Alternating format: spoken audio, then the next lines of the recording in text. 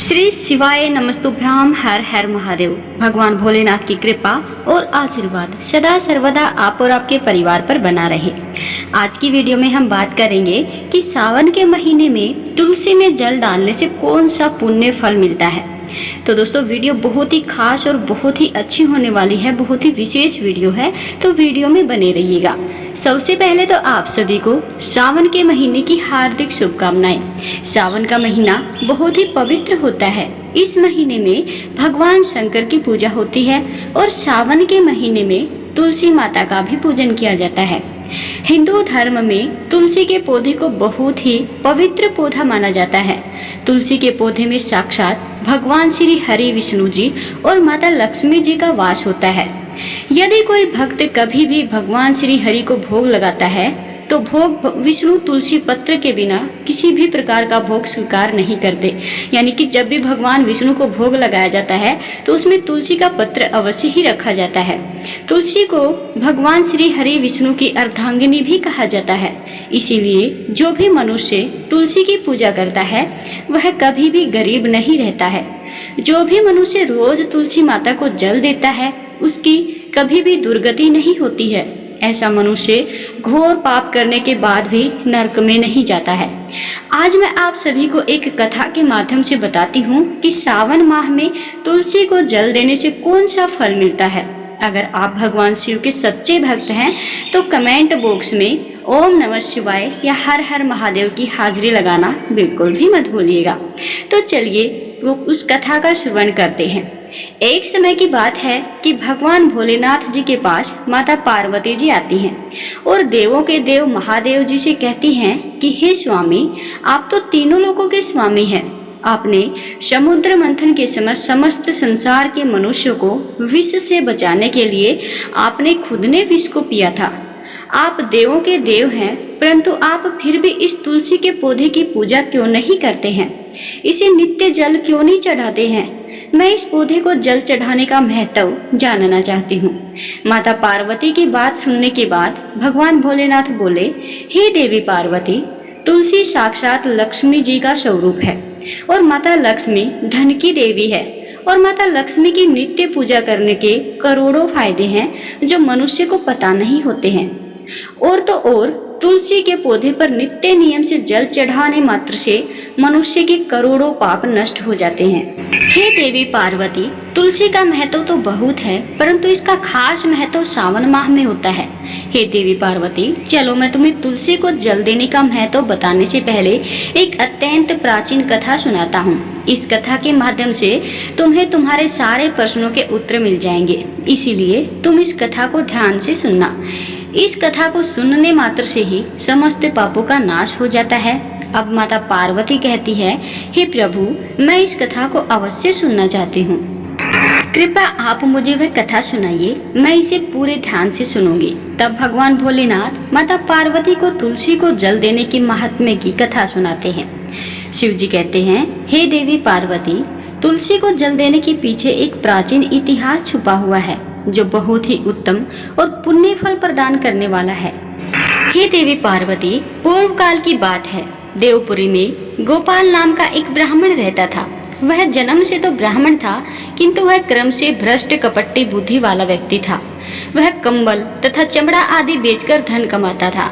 साथ ही वह प्रत्येक व्यक्ति से बहुत ही झूठ बोलता था। उस ब्राह्मण का मन हमेशा बुरे काम करने में लगा रहता था। वह सभी के यहाँ पर चोरी करता था। उसको वेश्यागमन और जुए की भी बहुत ही बुरी आदत थी। उसने अपने जीवन में कभी भी पुण्य के काम नहीं किए थे। वह सिर्फ नाम का ही ब्राह्मण था। उसने कभी भी शास्त्रों का अध्ययन नहीं किया था, कभी भी पूजा पाठ नहीं किया। सदैव अपना मन दूसरों के धन को पाने के लिए लगाए रखता था। दूसरों की स्त्रियों को देखते ही उसकी लार टपकती थी। गोपाल दिन में जो भी धन कमाता था वह उस रात में धन को वेश्याओं के साथ खर्च कर देता था। इस प्रकार से वह अत्यंत पापी ब्राह्मण अपना जीवन केवल पाप के कार्यों को करने में ही व्यतीत करता था। वह इतना कपटी ब्राह्मण था कि उसने अपने मुख से कभी भी भगवान श्री हरि विष्णु का नाम नहीं लिया था और न कभी देवी देवताओं का पूजन किया था। अब भगवान भोलेनाथ कहते हैं कि हे देवी पार्वती, इस प्रकार से पाप करते हुए उस ब्राह्मण को अनेक वर्ष बीत चुके थे। फिर एक दिन उस ब्राह्मण ने कम्बल खरीदी और बिक्री करने के लिए अरुणाचल नगरी पहुंच जाता है। अब उस नगर के पास में नर्मदा नदी बहती थी। वह नदी बहुत ही पावन थी, इसीलिए उस नदी में स्नान करने के लिए दूर दूर से बहुत से लोग आया करते थे। जब वह गोपाल ब्राह्मण वहां पहुंचा तो उसने देखा कि आज भी वहां पर कई सारे ब्राह्मण आए हुए हैं, पर वह ब्राह्मण उसी नदी के किनारे के एक आश्रम में ठहरता है। गोपाल वहां देखता है कि उस आश्रम में तो अनेक विद्वान ब्राह्मण हैं जो पुराणों का पठन तथा भगवान विष्णु की स्तुति करने में मग्न हैं। अब वह पाखंडी ब्राह्मण गोपाल भी ढोंग करता हुआ वहीं पर उनके साथ रुक जाता है और उन विद्वान ब्राह्मणों के साथ जब वह रुकता है तो उसे भी भगवान श्री हरि विष्णु का नाम सुनने का अवसर मिल जाता है। क्योंकि उस ब्राह्मण को बिक्री करनी थी तो वह वहीं पर कुछ दिन रुक जाता है। अब वह वहां पर जब रुकता है तो देखता है कि वहां पर आए हुए लोगों ने गायों का पूजन करके ब्राह्मणों को भोजन कराया है। तो उस पापी ब्राह्मण ने भी उन सभी के साथ बैठ करके भोजन किया और भगवान का प्रसाद भी ग्रहण किया। भगवान भोलेनाथ कहते हैं कि हे देवी पार्वती, वहीं पर उस आश्रम में एक तुलसी का पौधा था। सबको देखकर वह पाखंडी ब्राह्मण भी जाने अनजाने में ही उस तुलसी के पौधे में जल डालने लग जाता है। वह श्रद्धा भाव से नहीं जाता है, उसके मन में कोई विचार नहीं था कि वह क्या कर रहा है। वह रोज सुबह उठकर एक पात्र में पानी लेकर के तुलसी के पौधे में जल डालता है। उसे ऐसा करते करते लगभग 1 महीना बीत चुका था। उस पाखंडी ब्राह्मण ने जो भी कार्य किए थे वह सावन माह में किए थे। क्योंकि वह ब्राह्मण तो पाखंडी था तो उसे कुछ पता नहीं था कि सावन का महीना चल रहा है। अब भगवान भोलेनाथ कहते हैं, हे देवी पार्वती, एक दिन की बात है जब वह ब्राह्मण आश्रम में सोया हुआ था तब उस स्थान पर एक सर्प आ गया और वह उस ब्राह्मण को जो सो रहा था तो उस सर्प ने उसे नींद में ही काट लिया और उस पापी ब्राह्मण की नींद में ही मृत्यु हो गई। सुबह जब अन्य ब्राह्मणों ने अब उसे बेहोश अवस्था में देखा तो उन्होंने उसके मुख में तुलसी पत्र और तुलसी का जल डाल दिया, परंतु उसको होश नहीं आया। फिर सभी ब्राह्मणों को पता चला कि उसकी मृत्यु हो गई है। उस पापी ब्राह्मण की मृत्यु के बाद उसकी आत्मा को लेने के लिए उस स्थान पर यम के 2 दूत प्रकट हुए और उसे पकड़कर यमलोक ले जाने लगे। जब वह यम के दूत रास्ते में ब्राह्मण को ले जा रहे थे तब वह पापी ब्राह्मण विलाप करने लगा और यमदूतों से कहने लगा, हे यमदूतों, मुझे आप कहाँ ले जा रहे हो? मेरी मृत्यु किस कारण से हुई है? मैंने कौन सा पाप किया है? तब यमदूतों ने कहा, अरे पापी दुष्ट ब्राह्मण, तूने जन्म से लेकर मृत्यु तक बहुत पाप किए हैं। तेरे पापों के कारण ही जब तू सो रहा था तभी एक काले सर्प ने तुझे काट लिया और तेरी मृत्यु हो गई। अब हम तुम्हें यमलोक लेकर के जा रहे हैं। वहां पर यमराज तेरे पापों का, कर्मों का लेखा जोखा देखेंगे और निश्चित ही तुझे वे नरक में डालेंगे। उन यमदूतों की बात सुन करके वह ब्राह्मण जोर जोर से विलाप करने लगा और उन यमदूतों से क्षमा याचना करने लगा, किंतु यम के दूतों को उस पर जरा भी दया नहीं आई, क्योंकि वे मृत्यु के देवता की आज्ञा का पालन कर रहे थे और वे उसे पीटते हुए यमलोक लेकर गए।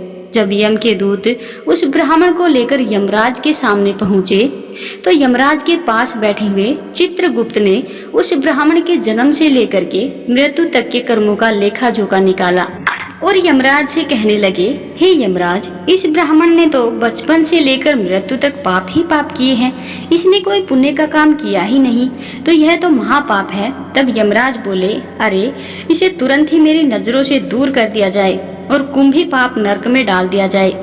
अब यमराज जी उस दूत से कहते हैं, हे दूत, जीवन भर पाप करने वाले इस दुष्ट ब्राह्मण को उठा करके ले जाओ और इसे कुंभी पाक नरक में डाल दो।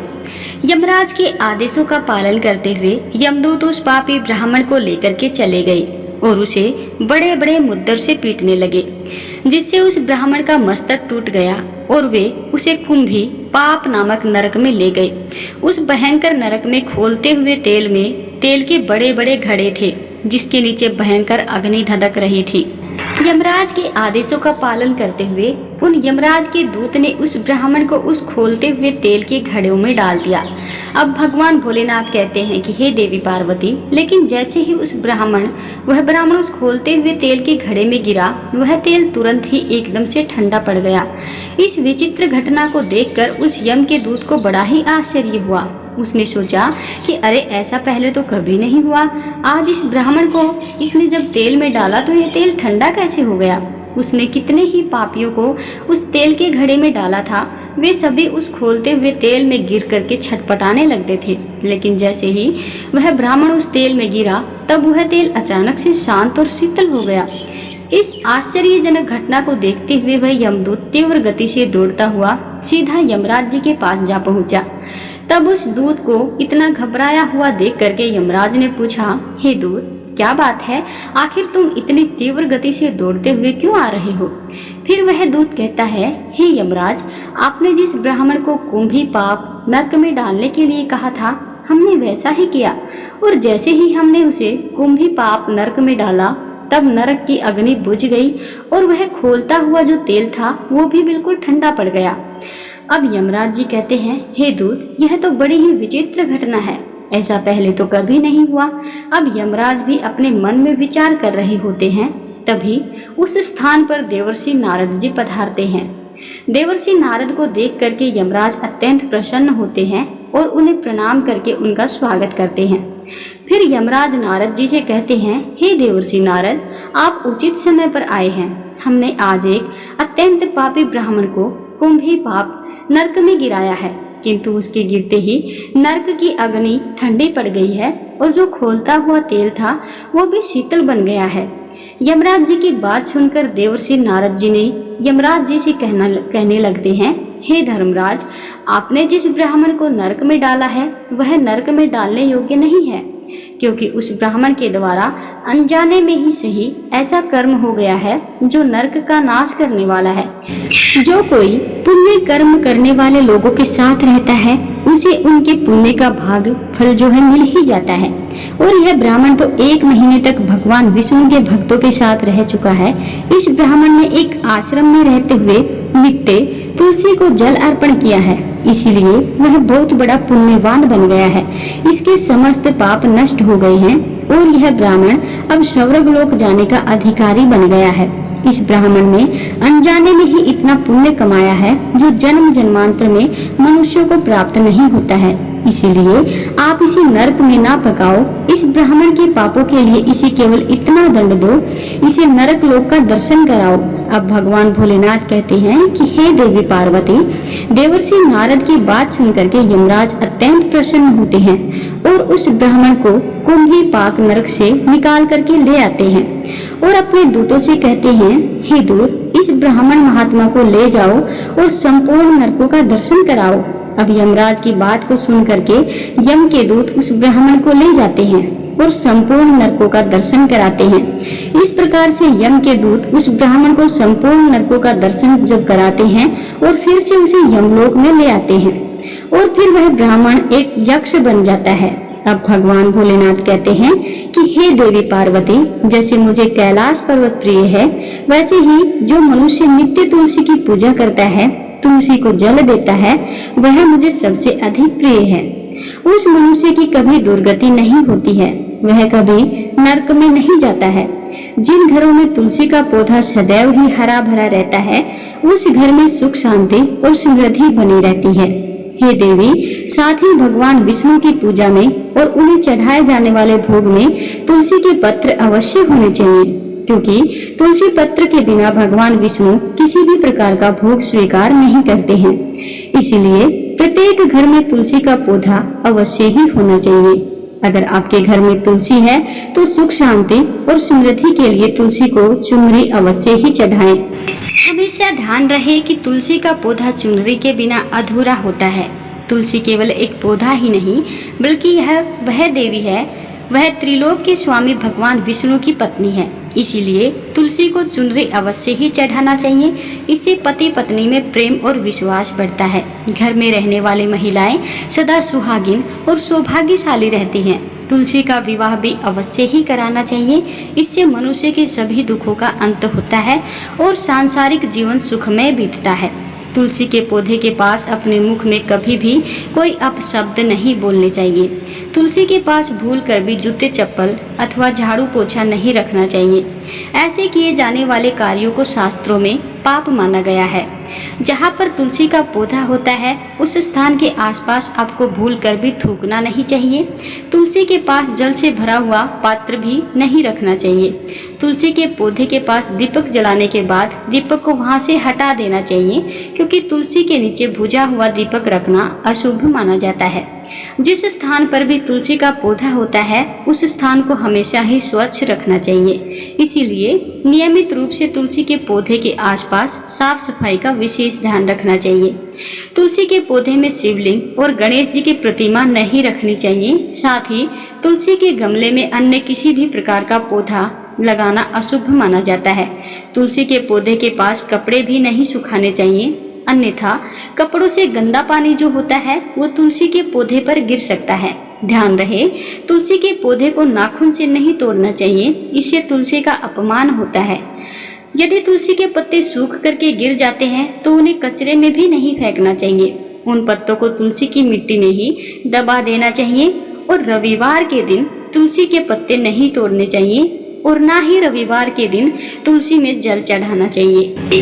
बाकी के अन्य दिन तुलसी को नित्य सुबह जल अवश्य देना चाहिए और शाम के समय एक दीपक तुलसी के नीचे जलाना चाहिए। अक्सर महिलाएं स्नान के बाद अपने बाल खुले रखकर ही तुलसी को जल देती हैं। ऐसा करना भी पाप माना जाता है। महिलाओं को इस बात का हमेशा ध्यान रखना चाहिए। महिलाओं को हमेशा ही अपने बाल बांधकर माथे पर सिंदूर लगाकर ही तुलसी में जल चढ़ाना चाहिए। इससे उस स्त्री को तुलसी माँ का आशीर्वाद प्राप्त होता है।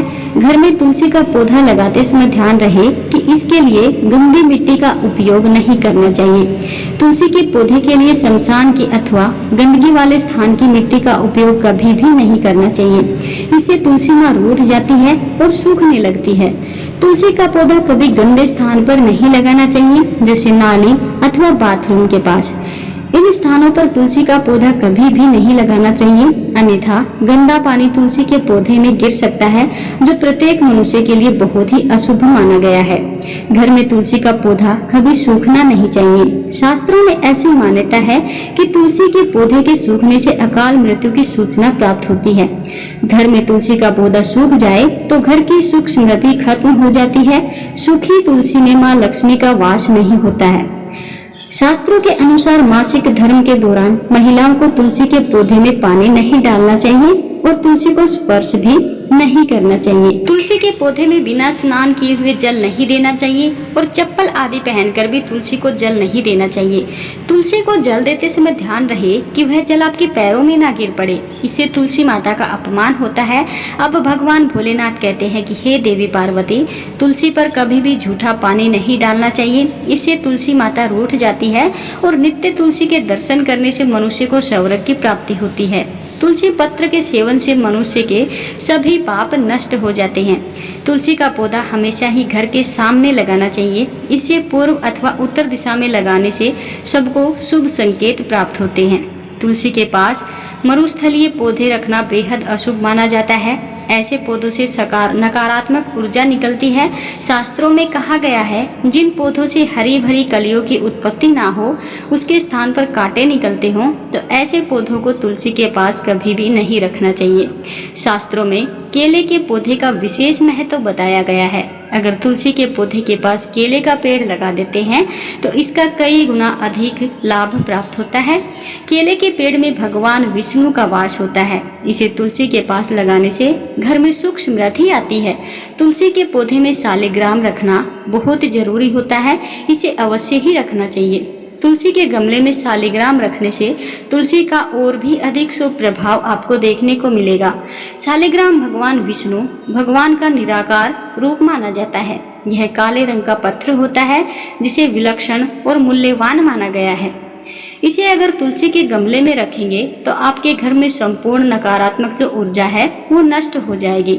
घर में केवल एक ही शालिग्राम की पूजा करनी चाहिए। पुराणों में कहा गया है, भगवान विष्णु की मूर्ति से बढ़कर शालिग्राम का पूजन ज्यादा उत्तम होता है। शालिग्राम को चंदन लगाने के बाद एक तुलसी का पत्ता रखना चाहिए। प्रतिदिन शालिग्राम को स्नान कराना चाहिए। ऐसा करने से सभी जन्मों के पाप जो है नष्ट हो जाते हैं। शालिग्राम भगवान सकारात्मकता और सात्विकता का प्रतीक भी होते हैं। भगवान भोलेनाथ कहते हैं कि हे देवी पार्वती, जो भी मनुष्य मेरे द्वारा बताई गई इन बातों पर अमल करता है वह निश्चय ही बहुत ही जल्द सुखी और करोड़पति बन जाता है। तब माता पार्वती भगवान भोलेनाथ से कहती है कि हे नाथ, आपका मुझे इस कथा का श्रवण कराने के लिए बहुत बहुत धन्यवाद। इस प्रकार से भगवान भोलेनाथ ने देवी पार्वती को सावन माह में तुलसी के पौधे में जल देने का महत्व बताया और घर में तुलसी का पौधा लगाने के नियम भी बताए। जो भी मनुष्य भगवान भोलेनाथ के द्वारा बताई गई इन बातों को ध्यान में रख करके चलता है तो वह अवश्य ही उसे पुण्य फल की प्राप्ति होती है और काल उसका कुछ नहीं बिगाड़ सकता। आपको हमारे द्वारा सुनाई गई ये कथा कैसी लगी हमें कमेंट बॉक्स में अवश्य ही बताएं और इसके साथ में हर हर महादेव की हाजिरी लगाना बिल्कुल भी ना भूलें। अगर वीडियो अच्छी लगी हो, कथा अच्छे से समझ आई हो तो इसको अन्य लोगों के साथ शेयर भी कीजिएगा और लाइक भी कीजिएगा।